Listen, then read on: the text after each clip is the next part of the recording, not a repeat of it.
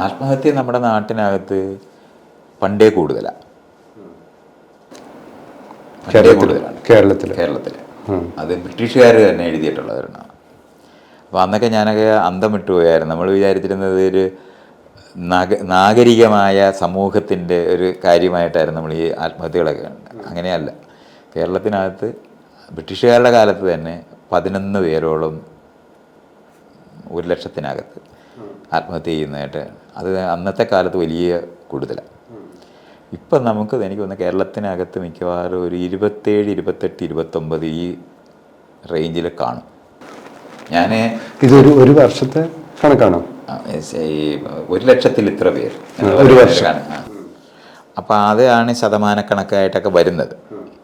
അപ്പം അത് ഇപ്പം കുട്ടികൾ മരിക്കുന്നത്, മനുഷ്യർ മരിക്കുന്നതൊക്കെ ഈ 1,00,000 വെച്ചിട്ടുള്ള കണക്കുകളിനകത്താണ് വരാറ്.